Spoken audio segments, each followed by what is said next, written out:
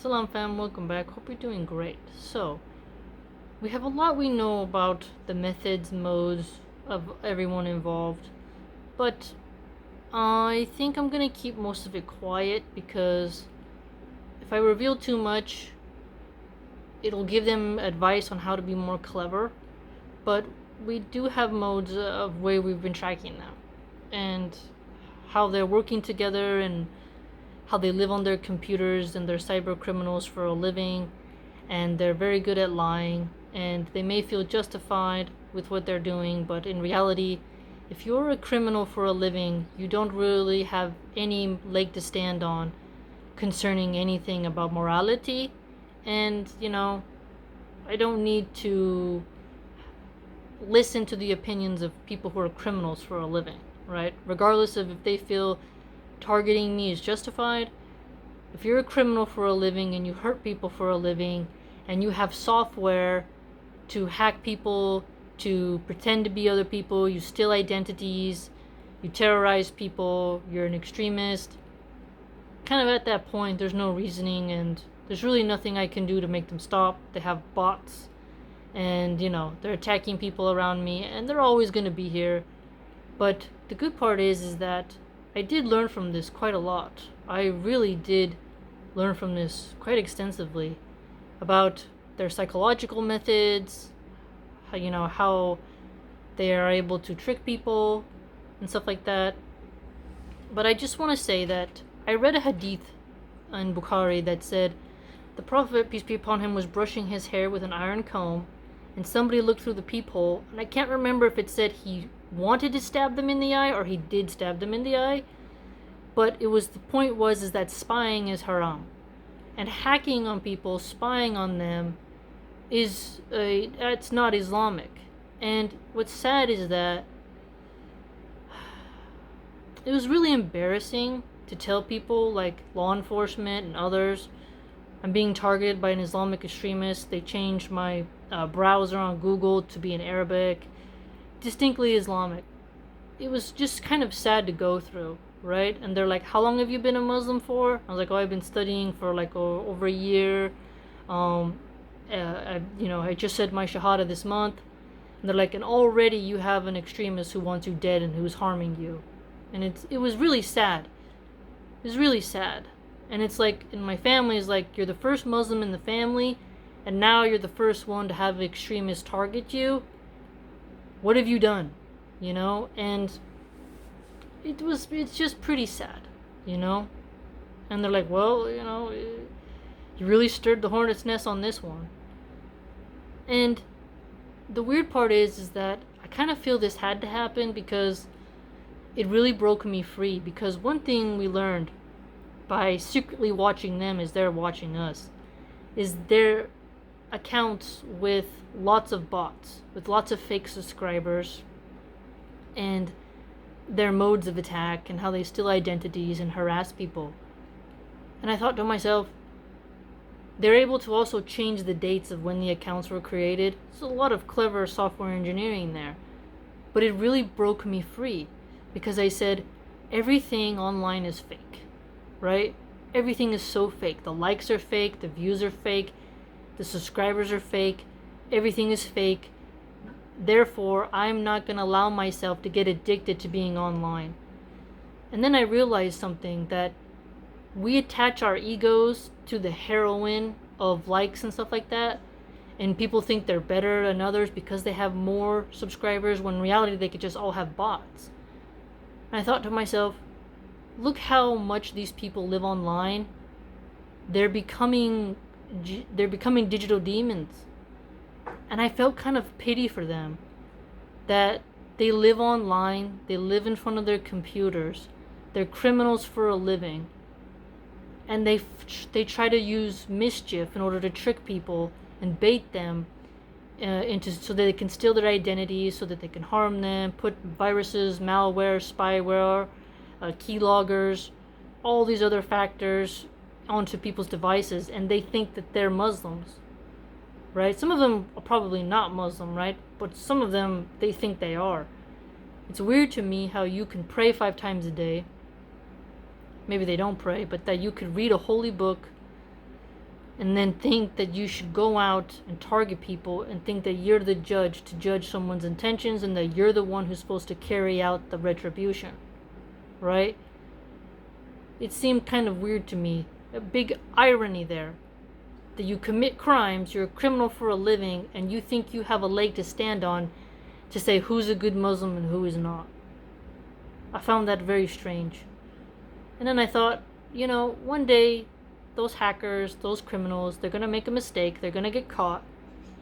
They're going to be sitting in a cell without their computers, and God willing, I'll be holding a cute little fat baby, little cute baby, and kids running around and laughing and hugging and being with love and happiness, and they'll be rotting away in a cell. And I started also thinking about the women who are helping them.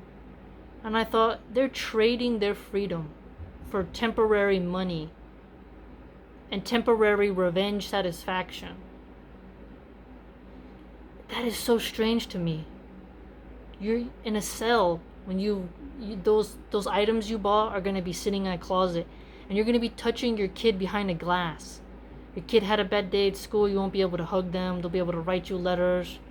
There's going to be problems in your family, and when you're in the jail and you're talking on the phone, you won't be able to help them. Your kids are going to be crying for you.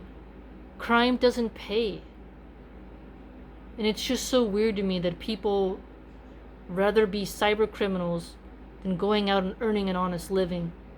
It shows a true laziness to rob people in order to get money and then sell their data to other hackers. It just seems like a sad existence. To live life always on the run, right? To live life, is today the day you're going to get caught? Because it's just a sad way to live. Always suspicious, always causing people harm.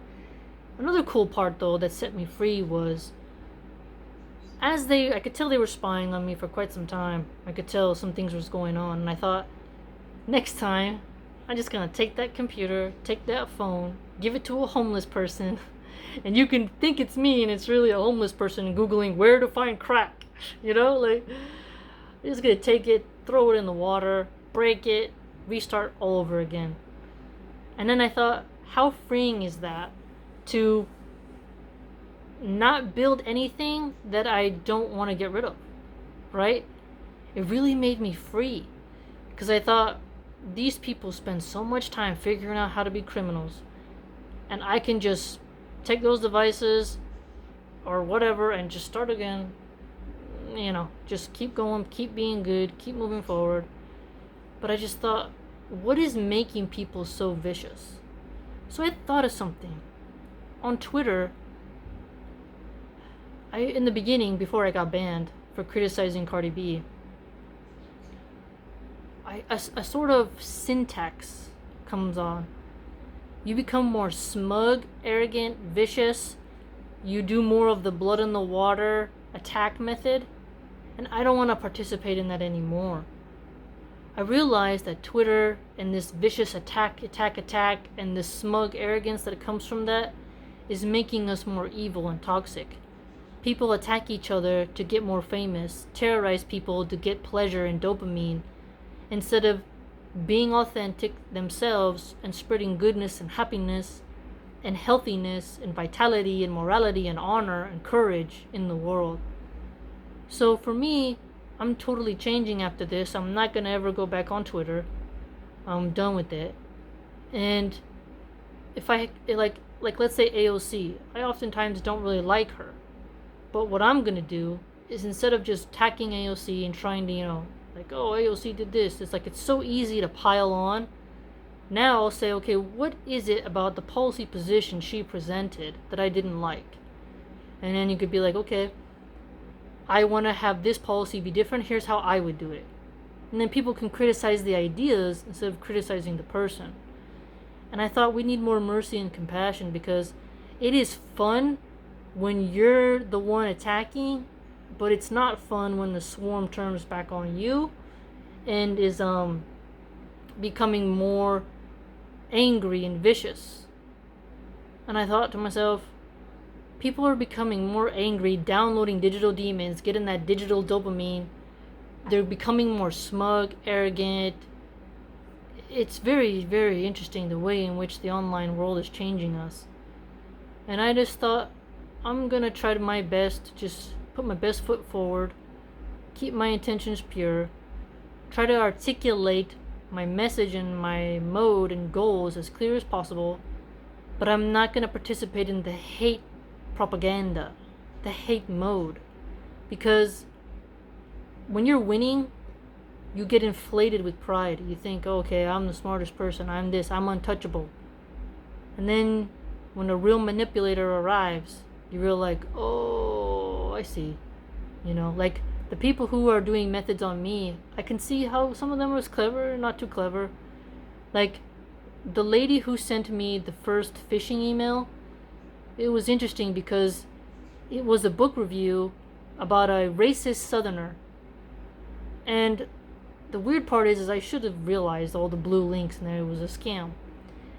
But it appealed to I said to myself, I'm not racist, I'll read that book. Sure, I'll read it for you. And I told her, I'll read it for free. Which mostly everything is free, right?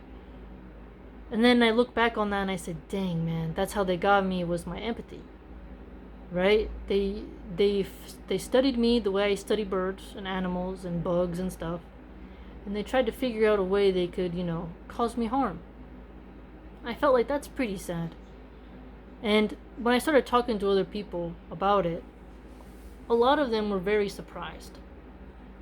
I was like, these people think philosophy is satanic. And they don't like female scholars because they think we don't take care of our families. They think a female scholar can't multitask and will neglect her body or cleaning duties. They just never met a very motivated, driven woman, maybe, and they have a distorted sense of the world because they're living on their computers, or they don't have access to those types of women, so they judge all women by the same card, and then they're using that. And so many people were like, yeah, but why you, man? It doesn't make sense. And that really made me feel good, because people who actually know me in real life were like, I'm sorry you're going through this. It's absurd that people think you're satanic. And then I told them, yeah, and then some people thought it was justified to attack me because I read Christian books. And it's like, what? That's crazy. And I'm like, yeah, man, I know. Because here's the thing.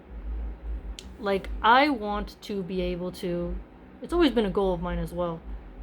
I want to be able to sit down and have long-form conversations with cardinals, bishops, ministers, pastors, imams, monks, and I want to be able to talk to them and understand their position, and they can understand mine, and we have a sort of panel discussion.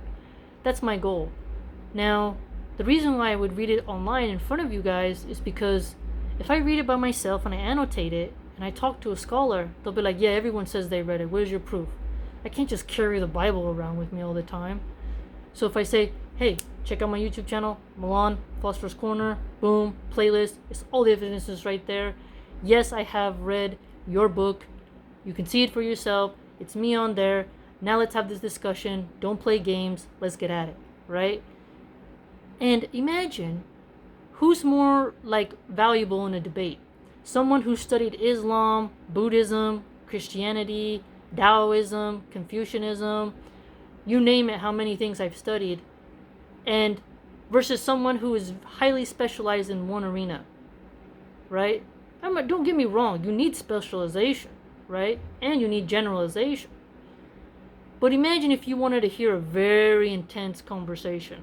I mean, like a good one. You know what I mean? You're like, hey, that's a good point. I didn't even know that. Because remember, a lot of debates are just people screaming at each other. They're not really saying facts. It's more of like a show. I want to be able to sit down with people and really have a conversation going. And I want to have evidence that I've done it. So here's what I did. So people accused me, they said, you are making money off of Christians. I said, that's not true. Not one Christian was in my Patreon. Not one. Okay? So I deleted my Patreon. So I'll make a new Patreon when I'm done reading the Bible, and when I'm done reading the Book of Mormon, when I'm done reading St. Thomas Aquinas' 7 volumes of Summa Theologica and St. Augustine's Confessions. Okay? That way, no one can accuse me of getting paid by any Christian for what I'm doing. I'm telling you that I want evidence of my scholarship. And when I approach a book, for example, I'm not approaching it like I'm looking for secret information and I'm going to believe everything in it. No.